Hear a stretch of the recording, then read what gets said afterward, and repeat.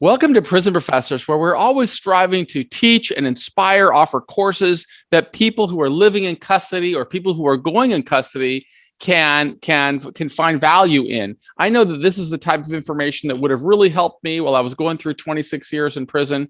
And that's why I'm always looking to find inspiring guys who've done amazing things with their life to profile so that we could bring these lessons into jails and prisons. And I just got to show you, yesterday, my wife went to the P.O. box and we just got another big batch of letters that I've got to work through. And if you're watching this in a jail or prison, I want you to know I really thank you for sending this information. I will do my best to respond. I just don't have the bandwidth to write back to everybody who writes me. I just want to thank you for being a part of our community. But today I'm enthusiastic because I get to introduce you to my friend, Eric. Eric, welcome to the Prison Professors program. Thank you. It's a pleasure to be with you, Michael. Well, Eric, you got up quite early in the morning on a weekend where you could have been out with your family enjoying the spring weather of New York City. You're not in New York. Where are you again, in Connecticut? Currently in Connecticut, yeah, but originally from New York, yes. Originally from New York, but when I reached out and we had a meeting a couple months ago, I told him about the work that we do to try and teach and inspire people who are living in prison. And when he told me his story of really building his life out of struggle, I thought this is the perfect kind of story that would have helped me while I was incarcerated. I learned a lot from him, and I believe you're going to learn a lot from him as well. So, Eric, let's why don't we talk a little bit about some of the highlights? What are the different businesses that you built? And just so they have that idea from the beginning, and then we'll go back and talk about how you got there. Tell us about the different businesses that really move the needle in your life. Well, thank you for that kind introduction, Michael. I would say that before I get started about the businesses that move the needle in my life, I would tell you that perseverance and compassion are some of the fundamental drivers that exist within me, and I can see that they exist within you as you continue to do the hard work and the loving work that you're doing in responding to those letters. So just looking at that pile is overwhelming for me to see, and it warms my heart to see the work that you're doing. You know, the guys in prison are really, a lot of them really are, we're just all human beings on a journey in life, and some of us make a decision that put us in hardship at one time or another. But one of the lessons that I learned from great leaders is that it's never too early and it's never too late to recalibrate our life and get back on toward building a life of meaning and relevance and dignity. And I was when I was serving my sentence, I always looked to guys like you and said, well, how did somebody overcome challenge in his life and go on to build a life that's so fulfilling? When I would listen to a story like yours, I would say, how could I break that apart and do that in my life? And that's really the start and the foundation of our course, that people who watch these videos, they've gone through that course. You give us an opportunity to really flesh it out and to humanize it. It's not just talk, it's not just theory. This is the pathway of developing critical thinking skills, communication skills, understanding opportunity costs. That's what leads us to success. You've done it. I used to just dream about it when I was in prison. And so I would look to guys like you and say, okay, I got to break this down and try and incorporate that pattern into my life. So yeah, let's talk about how you did, well, what you built first, because I think the guys should know that they're talking with somebody who's done quite a bit. Tell us about those different businesses that so inspired me when I heard the story. Sure, absolutely. Well, I would say that, when you look back at the last 30 years of my career, there's most definitely a few key elements that are repetitive. One is I don't have a fear of failure. In fact, I don't really believe in that word. I think that failure is just another word for try again and continue to pursue and follow your dream. And I know that sounds really cliche, but I've basically been following my dream for the last 30 years. And I know that we all go to school and we learn and we take classes on specific topics. Those topics are only going to be relevant to you if you're really passionate about a business. And so my passion has always been coming from within inside, and then I pursue it. So as you'll see, and I'll share with you, I have had many careers in a multiple of industries, and I did not go to school for all of these careers. And in fact, the one that I'm currently in today, I created from scratch about 9 months ago, not having any technology background. And I'm going to tell you about that in a little bit. But coming from where I did, having a challenging upbringing, certainly not complaining. I believe that developed a layer of grit and a desire to succeed, certainly lit the flame for me within my entrepreneurial spirit, if you will. Is not unusual. Lots of people have, hardships growing up. And what I have chosen to do over the years is take those hardships and make them into passions. So if you don't like the situation that you're in, you have to accept the situation that you're in, but then improve upon it. So what I did is when I was going to school, growing up, I worked as a waiter, and I did that for years and years and years. And the fundamental reason why I did that is I knew that it was going to improve my communication skills. Michael, one of the most important things that I can tell you in my career is vocabulary and communication skills and the ability to read and relate to people.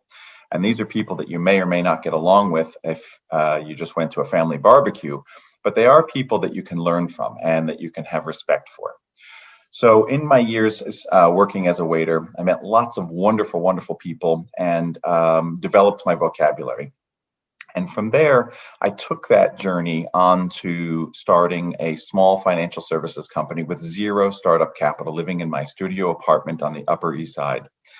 And I decided that I was going to provide financing for small businesses. I had no capital to lend. I had no vendors to provide financing for, but I realized that there was a small little niche in the business that might be helpful for entrepreneurs like the people watching your video today.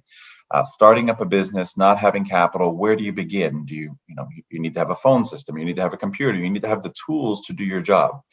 And so I said, if I can provide those tools for entrepreneurs and startup companies, then I would be helping them. And then at the same time, I would be potentially building a successful business for myself. I convinced a guy to give me a credit line, not specifically to me, but rather for me to lend to individuals in increments of $1,500 to $2,000. So that those people could buy phones and computers to run their businesses. And that eventually grew and grew and grew, and that relationship became significantly more successful over the years. And what I ended up doing, Michael, is starting a business that I didn't realize was a necessity in the marketplace. I ended up having a relationship with GE Capital where they provided the financing for the small businesses because they believed in the work that I was doing. And I was doing it as grassroots work within New York. Not a lot of big companies pay attention to smaller transactions in this category. So over 5 years, we really built that business. And during that time, I got to meet hundreds and hundreds of entrepreneurs, and they really helped inspire me to continue to do the work that I was doing. So a lot like the conversation we're having today, aligning yourself with the right people, being around people who inspire you to do better, to improve yourself, and to make every day anew is really what I did. And so I focused on building those relationships. I can go on about the different careers and the different paths that I've taken, but I'd love to focus on what's important and what you believe is important to your viewers. So I want to say what I would have taken away just from what you've given us right now. So when I was locked inside of a prison, wondering what I am going to do, when I got out, because I was worried, I understood I'm going to be incarcerated here for 26 years. I mean, by then I had a 45-year sentence. I understood the complexity of a 45-year sentence, and that if I didn't get into trouble, I would receive these good time credits and I could conclude the term in 26 years. But I hadn't been alive for 26 years, so I didn't have a framework to really understand what that meant. Here's what I did know, Eric. I knew that if I didn't transform the way that I thought, if I didn't change my mindset, all that I would know when I got out would be other people that served time in prison. I would only know how to communicate sounding to everybody else as if I'd spent my whole time in prison.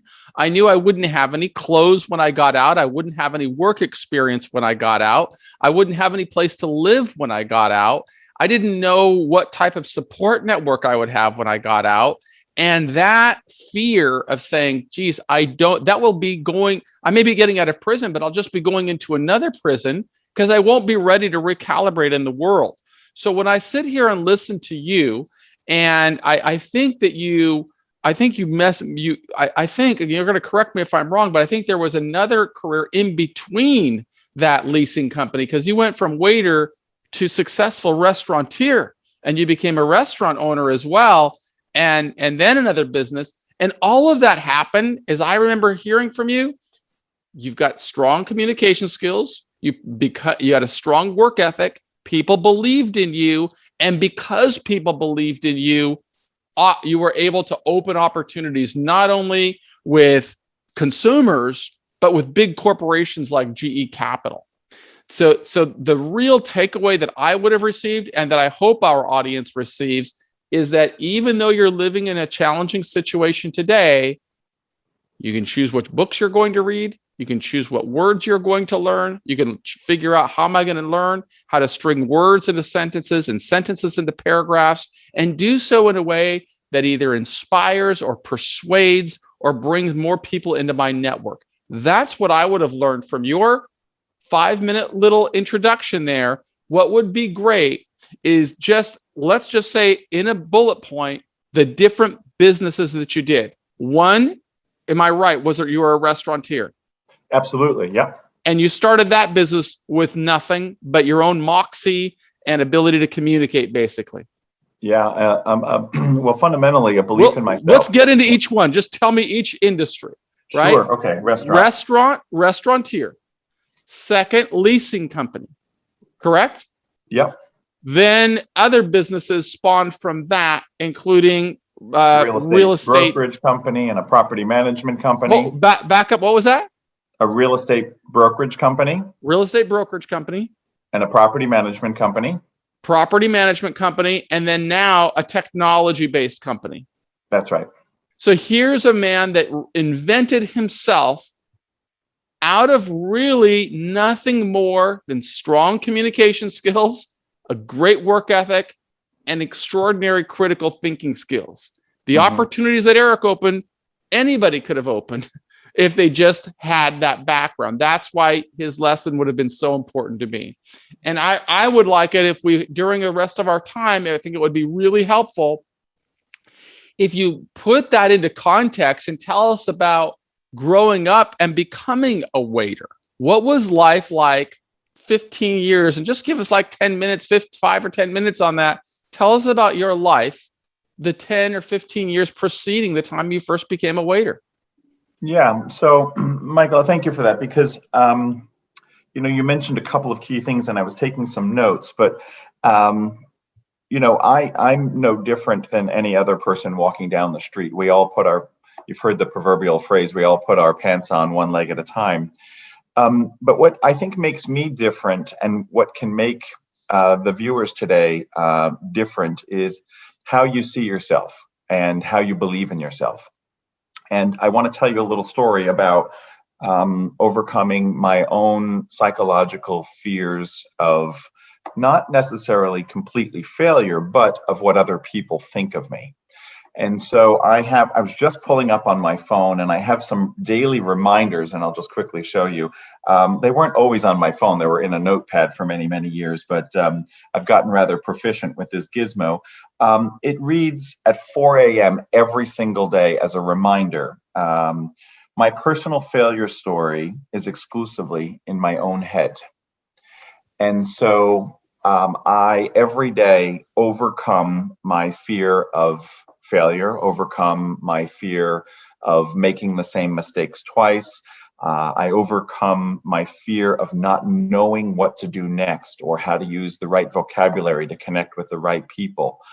And it just is about fundamentally believing in yourself, because no one else knows you better than yourself. And we can be our own biggest barrier to moving forward, using our thoughts to put ourselves down. Those negative, repetitive thoughts got to wash those away. Yes, you've had difficult times. Your journey has maybe incarcerated you, or your journey may have taken you on a physical ailment, or your journey has brought you into relationships that weren't successful. But that's a snapshot in time, a portion of your life that you have to remember that you aren't completely a failure. And each personal failure story is in your head. And so I remind myself of that absolutely every day. And I have 5 other ones, but we'll get to those a little bit later. But I want to answer your question in that context, because each day that you wake up is a new beginning to think positive. And not every day you wake up feeling great or feeling like you want to do the work that you think that you can do. And it can be challenging, right? You've got to find your own personal motto of confidence and self-congratulations, not in an arrogance way, but more in a way of saying, hey, Michael, you can get through this day, one step at a time. And so that's exactly how I did what I did. Having had so many careers and not the education for any of those specific careers, I will tell you, is fundamentally a positive thing, because you go into it energized and motivated and with a fire in your belly to succeed, and people relate to that. So no matter what your failure story is, doesn't need to be written on your shirt. So growing up, my life was actually, like everybody else. They've got a story. I've got a story, not always perfect and full of setbacks. But I do believe that those setbacks have helped me to be stronger and to accept the circumstances of professional challenges, and, from time to time, even letting people down. So there was a moment in time in my life when I was on the streets, and that was a very difficult period of time. And I was transitioning from living with my mother to my father. And that was, Michael, interestingly enough, I look back on it and I think, how did I survive? And, I was 11 going on 12. And you think back at that moment in time, and it's just a young man, a little boy, if you will, and what was in me to help me navigate every day. I wouldn't say it's the same knowledge that I possess today, but I would say that it's fundamentally a belief that tomorrow is going to be a better day because of the experiences of today. And but when you say you were on the streets, help our audience really put that, because we look at you right now, and certainly when we're looking at Eric right now, we're looking at a really accomplished, sophisticated man who's built a number of businesses. But there was a key point there.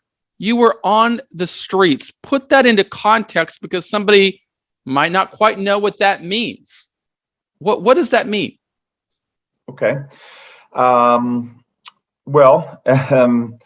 So, this is a conversation that I've actually not had very often, because as you can imagine, in business, people are always interested in the success stories. But you've reinvented yourself and you've made yourself a success, and that is the salient point for our guys. Our guys and women are people who literally were on the streets and literally believe that because they were on the streets and now they are in prison, they will always be marginalized by society. And so a man like you, who's become a job creator, a taxpayer, a landowner, is an incredibly inspiring figure. But we magnify it when we talk about how can they identify and see themselves in you. So to the extent you're willing to reveal, what does that mean that you were on the streets? It means that I was in between homes, that I was for an extended period of time sharing unsafe housing environment with other people. I thought I was kind of hiding. At the same time, I was also fighting to get somewhere, and I didn't know what I was hiding from, and I didn't know what I was fighting to get to. But I was on the streets in Utah for an extended period of time, and it was, I would say, for me, not just a difficult situation, but hard to comprehend that, every day you look out and you see people everywhere and you wonder, how is it that I'm in that situation? Like, what events took place to get me here? But also, why me, right? Why am I the one who's, not going to school and, being driven there in a fancy car or living in a fancy house?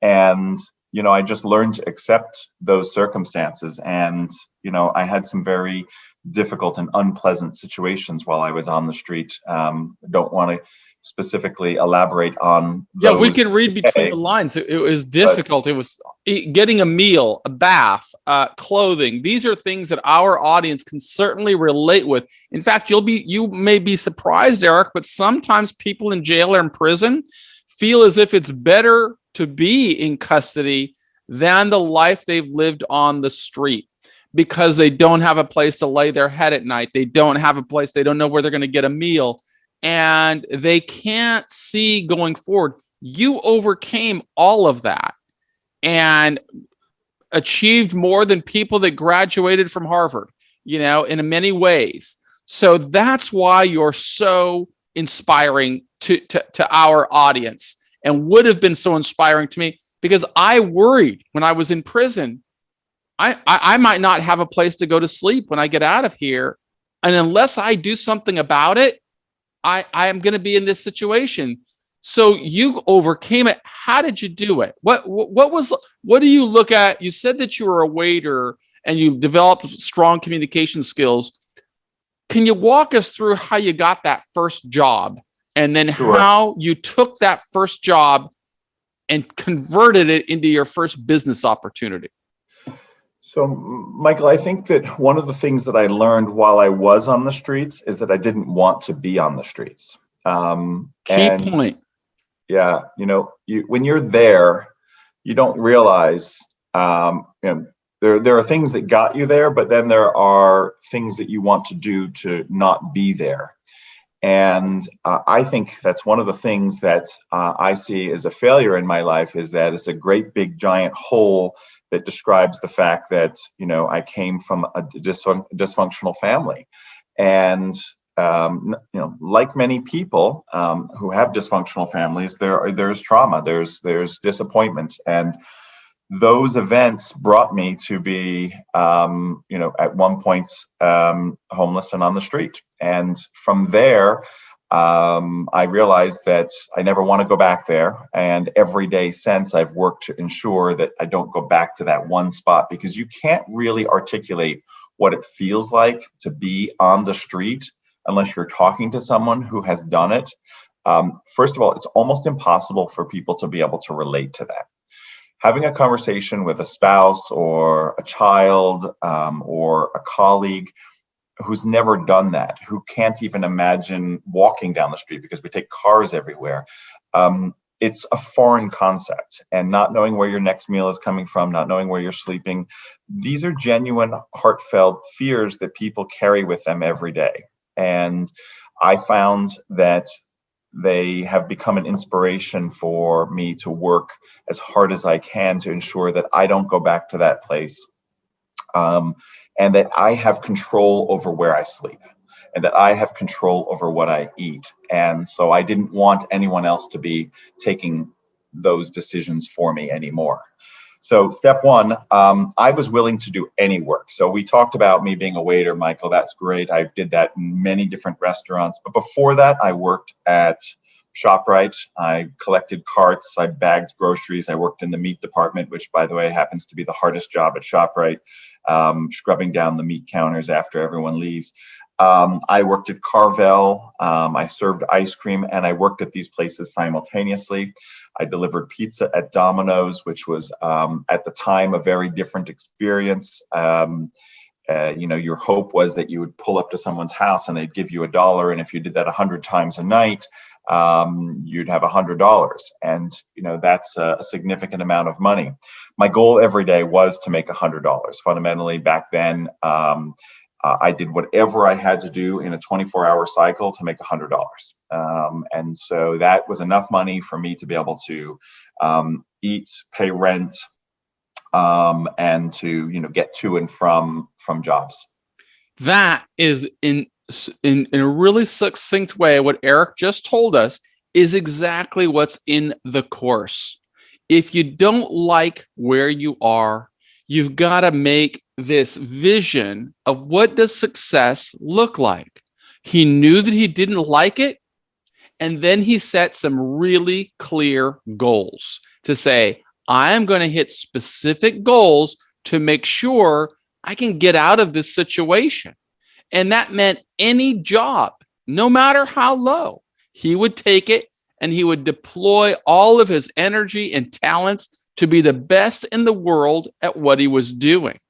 And that level of commitment started to bring roles of increasing levels of responsibility. He didn't say this, but I can infer that one job, he would start thinking, I'm on this job, it's going better. I'm going to look for another job. This job's going to be better than the other one. Eventually, he gets to a waiter position, which in that level of gradually increasing levels of responsibility is probably something he couldn't have comprehended at the beginning. But now he's wearing a nice uniform or suit or whatever it is he's wearing in a nice restaurant. He's working in an elegant place around people. He's clean. He's feeling better. It's this level of gradually increasing, improving his life in gradual incremental steps. And then he becomes extraordinarily successful. That's the salient point. You could Eric said that some people may not be able to identify, but I know that our audience can. And that's why I'm so grateful to him for digging up those very painful experiences to share with our team. Thank you very much, Eric. I know that people like to focus on the success, but a lot of times people don't have, there's a story from Richard Branson. I think it says the easiest way to make $1 million, and he's the heir to the Seagram fortune. He said, yeah, people look at me and they say I'm super wealthy and rich, but he said, here's the easiest way to make $1 million. Start with $1 billion. When somebody who starts with a super high net worth and they become successful, what he's saying is that's no big deal. But to do what Eric did, to be homeless, to become a box boy, a guy who cleans meat counters, a guy who serves ice cream, a guy that gets into a waiter, and then to begin negotiating deals with GE Capital, that's why we can learn more from Eric than we can learn from Elon Musk, because we can identify with him. Our audience identifies with you. Yeah. Continue with your inspiring story. Well, I'm also inspired by Elon Musk. I honestly don't know how his brain works the way that it does. I'm fascinated myself. But some of the other things that I did, Michael, which were really interesting, because I strategically had a plan, and my plan wasn't a 1-year plan. It wasn't a 2-year plan. It wasn't a 3-year plan. It was a daily plan. And my daily plan consisted of where I was going to work so that I could make $100. And that meant overlapping jobs, going from one to the next, to the next, to the next. And the way that I arranged my calendar was based on where I could make the most money in these different places. So, for example, you'd work in a grocery store during the day, you'd work for an ice cream place in the afternoon or early evenings. From then I would deliver pizza because people were ordering pizza in the evenings. But then came the question is, what am I going to do at the end of the day, right? How am I going to continue to make money? And so if you start to achieve or approach achieving your goal of $100 a day, which is what my goal was, you now need to begin to think about saving money. And I know that's a foreign concept, but when you make money and you work so hard to get it, whether it's $10 or $20 or $50 for the day, because you never really know how much you're going to end up making every day, because the schedule shift, there may be storms, there may be surprises that prompt people to change schedules that you didn't anticipate. You then want to save the money that you had from the day before, because you don't want to be in a situation where you don't have any money. So it becomes this constant struggle. Do I want to spend or save? And so what I decided to do was both. I took the overnight shift at Denny's in Spring Valley, New York, and I worked there for about a year. My goal in doing the overnight shift is sort of threefold. One, it gave me a place to be throughout the middle of the evening where I didn't actually have to pay for, a full-time apartment, if you will. So I would rent an apartment from time to time as needed. And the interesting aspect of that is it allowed me to save. So while I was working, I was saving. The other thing that was great about it is I got a hot meal. Denny's fed us every night. And the other goal is that every table at Denny's usually always leaves $1, right, as a tip. It's not a $50 tip. It's not a $20 tip. It's $1. So when you say good morning, do you want pancakes and eggs and this and that, you know that you're sort of working toward $1. And the conversations I had with the people that were eating at Denny's were very different, right? They were a little bit rougher, a little bit grittier. And it helped me to appreciate that I was serving the food. I was grateful for my job. I was grateful to be able to have that hot meal and be in that place overnight. And then around 3 a.m., people stop coming in and you can have a good sleep on the banquette, get a couple hours sleep and start your day again. And so, I look back at those times as being, pretty special. And today when I take my kids to a Denny's, I always remind them that we used to work there. I used to work there, or we go shopping at ShopRite. And, my son the other day said to me, he goes, you've worked a lot of places. How did you get all those jobs? And I said to him, very candidly, I said, I didn't get those jobs. I worked for those jobs. I wanted them. And not everybody wants to give you a chance, but if you're willing to believe in yourself and you ask people to take a chance on you, they usually will. Well, they will, because if a person chooses to invest in himself or in herself, what we find is that other people are willing to join you and to invest in you as well. That happened to me numerous times, as people who've gone through the course recognize. Opportunities that opened for me were available to everybody else in prison. But what happens is, if you don't have that deliberate, disciplined, focused commitment that we just heard Eric talk about, the opportunities don't open for you. And so you end up saying, gee, well, that happened to Eric because he's lucky. No, it happened to Eric because he started by making a commitment. He started by defining success for his life. He started by setting goals that successful people could identify, appreciate, want to support, because Eric could bring more value to their life, and they saw it. And as I recall from our initial meeting, when I got so inspired by you, that happened to you when you were working in a restaurant and somebody approached you with an amazing offer. Tell us about, if you could remember, if you know what I'm referring to. Sure, yeah, tell us about absolutely. that conversation and how it really changed your life from being a server to something else. Yeah, it's, I look back on it and I think to myself that I deserved it. It's kind of funny. You think, oh, you deserve this, but just because you deserve it, it doesn't mean it's going to come your way. So you kind of have to look at it more granularly. I think I have to look at it, that I cultivated the right communication skills. I used the right vocabulary and the right language. I showed and demonstrated a passion for an industry, which was food, which was people, which was making people instantly happy, because you've got a very short amount of time to be successful when you're serving. It can go sideways very quickly. You can end up with no tip and unhappy people. But it really, I think for me, starts with setting a daily measurable goal.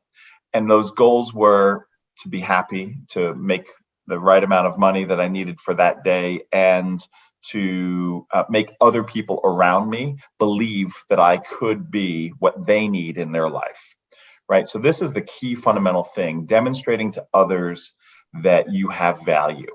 Don't walk around with your baggage on your shoulders. That's in your head. Keep it there. Write it down so it's not at the tip of your tongue. But demonstrating to people that you bring value, you bring ideas, you bring motivation, and that you can help them achieve their goals. And so 3 partners approached me. Well, they weren't really partners at the time. There were just people in the restaurant, right? There are people that you'd been serving and that did get inspired by you, and they saw something and they wanted to be a part of it. Yeah, so basically, these were people who, for years, were the patrons of the restaurant who decided that they wanted to open up a restaurant, that they wanted me to be part of that, that they knew that fundamentally, if you're going to open up a business, you need people who work hard, people who are committed, and that fundamentally people that other people want to be around. So I was always so happy and so grateful for my daily achievements, not for the ones that I've got 20 years down the line, because they don't impact how you feel today. The things that impact how you feel today is your daily successes. And so these people came in, they said to me, "Hey, Eric, we like what you do. We're excited for this opportunity. We want to open up a restaurant with you. We'll put up the capital, but we need someone to manage it. We need someone to operate it. We need someone to build the team, to organize the kitchen, to think about a cocktail menu, to think about a food menu, and to think about the location." And so I was, absolutely blown away. I couldn't believe that I was being, asked to do such an amazing dream job. And you thought of it that they were offering you a job, correct? Yeah, this for me was a job. I was like, wow, I'm going to be, the manager. I'm going to be, the head honcho. And in fact, what's most interesting here is that the person who approached me was a self-made, successful entrepreneur who had their own interesting challenges and realized that what was needed for the restaurant to be successful is a guy like me who had a lot of grit and who was willing to do anything to be successful in the restaurant, meaning working 24 hours a day, meaning creating and adjusting menus that needed to be successful every day. So real-time changes, thinking critically, understanding what's happening around you, who's doing what and where and why, and caring about every detail.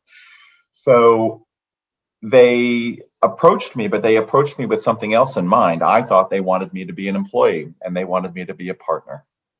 And so they were giving you equity to be an owner, even though you'd never up until that point, you never thought of being a business owner. It was, what were you making as a day? I know that you accelerated in your $100 a day goal by the time you became a waiter in a high-end restaurant like that. How did your earnings advance? What were you earning at that time on a good day? So I was probably touching 300 a day. So that incremental success, now you're making $300 a day, which really improves your life. I mean, the more you work, the more you save, get ahead. And then now they're talking about, no, we want you to be an owner of a restaurant that has equity in the restaurant. And so now you're learning new skills of being a businessman. Well, yeah, I mean, my hat changed dramatically.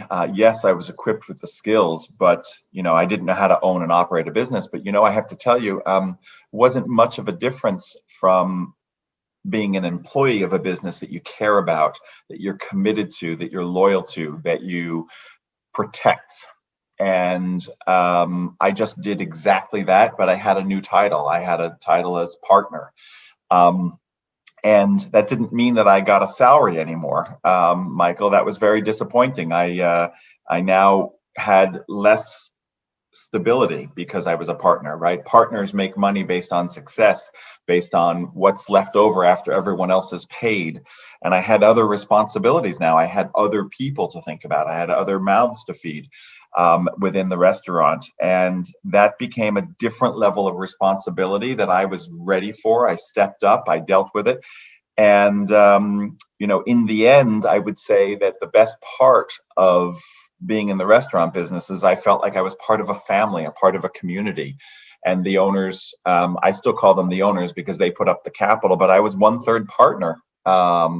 And when we exited the business, I was rewarded with 1/3 of the profit. And that was a game-changing event for me. I didn't know what to do with that, but let me just tell you that story, Michael, because that to me is, it's absolutely crazy. And we're not talking about millions of dollars. We are talking about a substantial amount of money for a person like me. But what happened is that I was still living in my studio apartment on the Upper East Side. I was still saving my money. I was still living very, very modestly because I basically slept at the restaurant. I worked 24/7. You could never take your eye off the ball. That's why they wanted me as a partner. They were absentee, so I had a lot of responsibility. And one of the worst things that ultimately was a positive thing is that they decided they wanted to sell the restaurant. And I personally didn't want to do that because that was my livelihood. It was my job. It was my identity. And in selling the restaurant, we exited with a tremendous windfall. I took the restaurant right through its sale and represented it to the new owners in its best light. And ultimately, when we sold, I was paid for my 1/3 equity. But at the same time, I instantly became unemployed. And for the first time in 11 years, at age 23, I was unemployed. I had a house, I had my studio apartment, I lived around the corner, and I had no idea what to do. I was basically starting all over from scratch, brand new that day, left the meeting, had a check, went to the bank, and I didn't have any purpose. I had no place to go. I had no job. I didn't have the family community. I didn't have the responsibilities, the list of 5,000 things to do every day, the orders, the planning, the customers to make happy.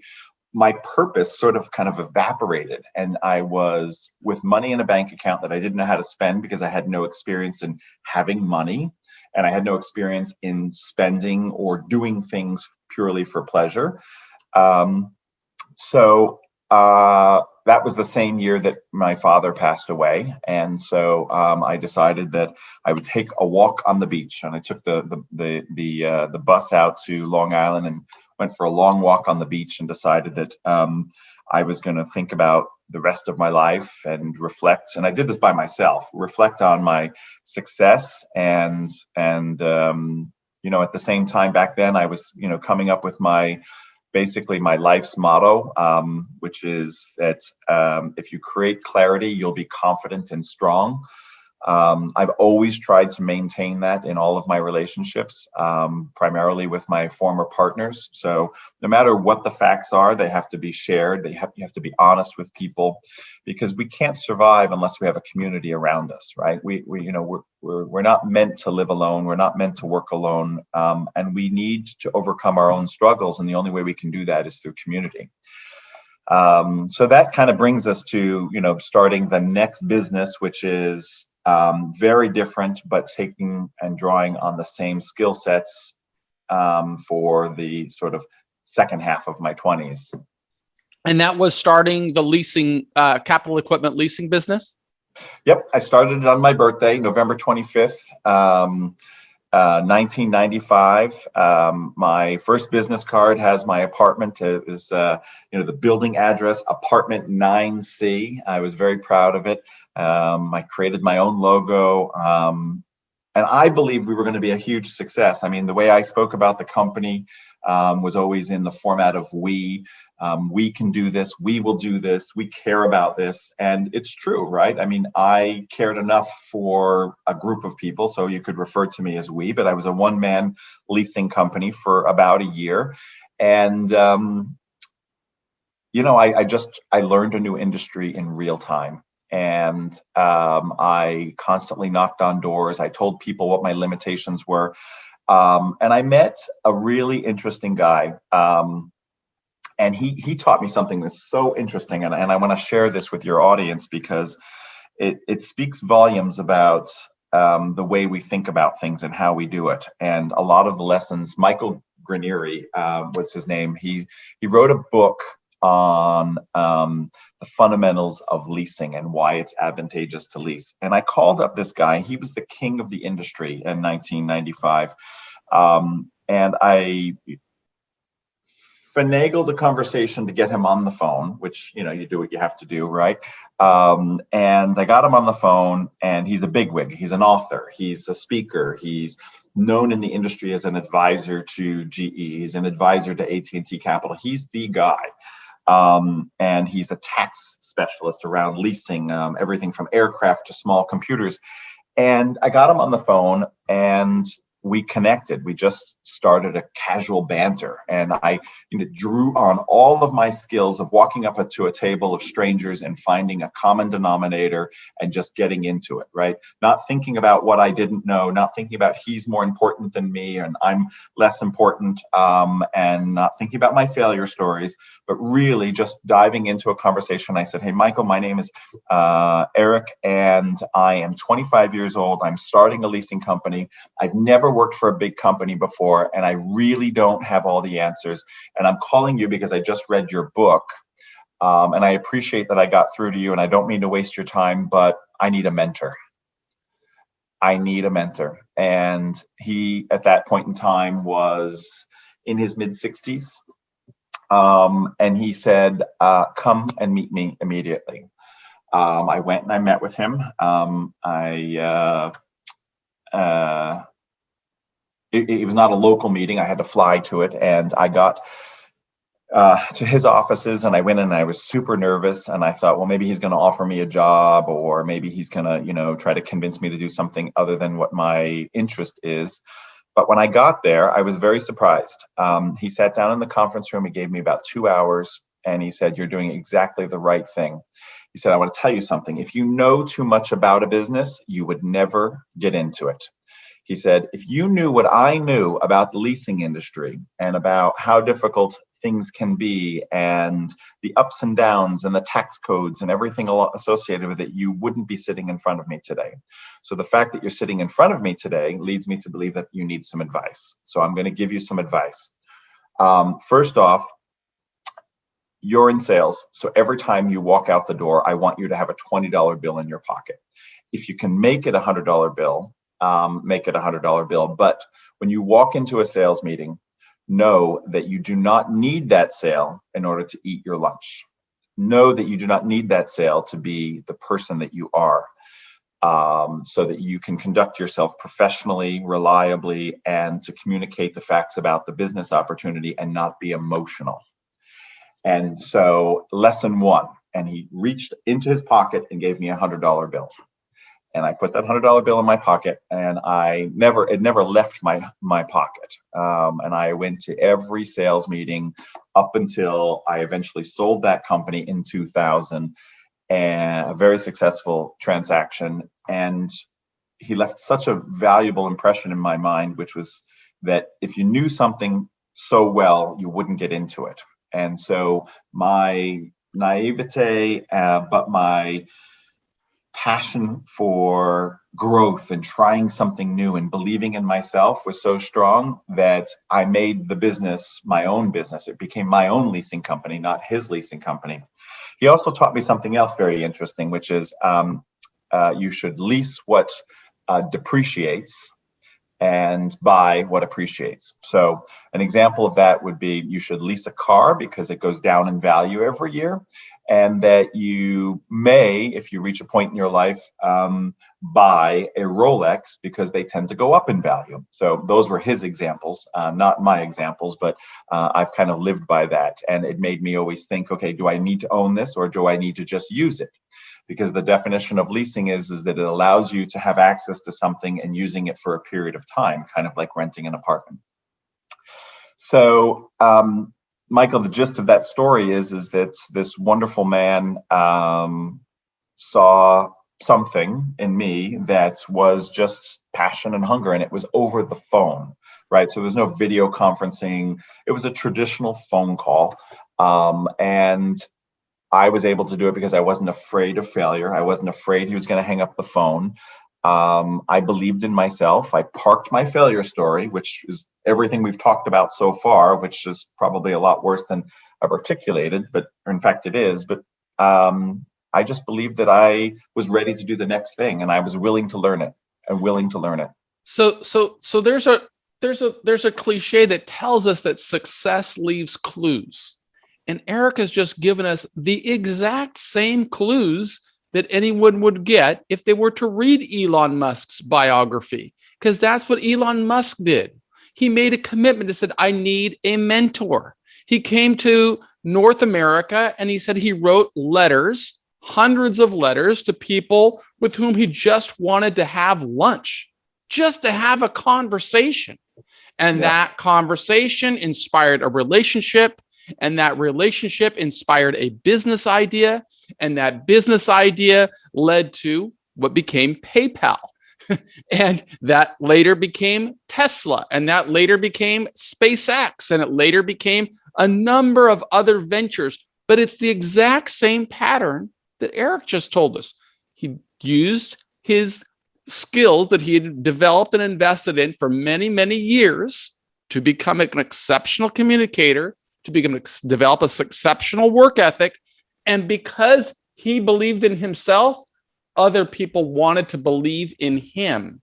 And that's the salient message for anyone in our audience. And I know that we're coming to the end of our 1 hour lesson here, but Eric has so much to offer our audience just because of his relatability, because he was us. He was that person who lived in the bedrock of hardship. And as he just said, much harder than what he described. But now, Eric, I'm just going to be honest and observant of saying, what would I have seen if I were in prison listening to your interview? I would not only be listening to the eloquent way that you communicate, I would have been looking, and I can see, well, look at what we see in this visual. Behind him, we see the evidence of success. You see beautiful photographs in beautiful frames. Each one of those frames, I am sure, cost more than Eric used to earn in a week. Beautiful lamps. You can see a reflection in the frame behind him with some leaded glass window or something along those lines in a picture. All of that is communicating to me he's the real deal. And I, as somebody who comes into jails and prisons through these videos regularly, as authenticating, because I met him on the Upper East Side of New York and know that he was exceptionally successful. And I'm going to ask Eric, I know that we're at the end of this episode, but he's got so much to offer, including some of the other businesses that he bought. I'm going to ask him if he could be so gracious to come back again and give us a second lesson about the businesses that transpired, because this is really the foundation of what he's done. Homeless to stability of earning $100 a day, to prosperity of earning $300 a day as a waiter, to business owner and job creator, to successful business exit and getting cash in the bank and having to learn a new skill, to not being so prideful that he doesn't ask somebody else for help, reads a book, gives congratulations to the author of that book, writes to him and asks for mentorship, builds another successful business. And I would ask Eric, did this one generate millions of dollars in revenues or hundreds of thousands? That leasing company. Millions. Millions of dollars. Homeless. Yeah, to millions of dollars in revenues in capital leasing, dealing with massive corporations like GE Capital and other businesses, as well as small businesses. All of it has one common denominator. Invest in yourself first. Develop strong communication skills. Develop strong critical thinking skills. And then leverage that investment to more and more opportunities. That is what Eric could do at his later stage in his career. He couldn't do at the start. When he was living on the streets, I don't know. I mean, you couldn't comprehend. I'm going to start every day with $100 in my pocket, right? No, not at all. Yeah. But he built it, and you can build it too. So Eric, we only have these. We have to live within the parameters of the institutions, and we only have 1 hour lessons. But could we book another time with you? And I don't want to impose on you today. But to make a phase 2 of the Eric story, to talk about, because I know that you went into, as you said, a property management and real estate and now technology.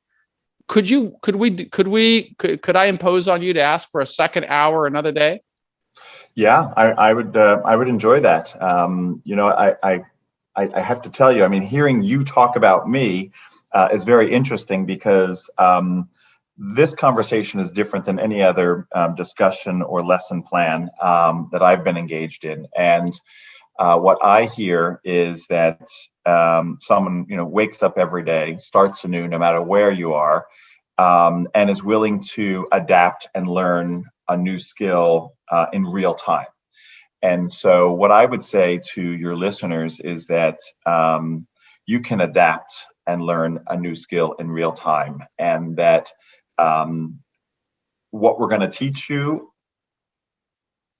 in these types of discussions is applicable every day in how you communicate with people, which is learn from them. Spend time with people that you aspire to be like.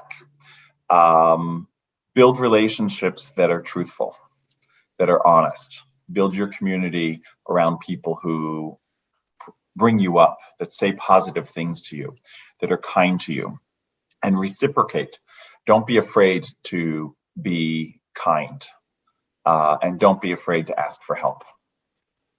That is great advice. And I am going to, after we conclude this episode, I'm going to try to book another episode with Eric. I give you my word that we will continue doing our best to teach and inspire people who are living in struggle.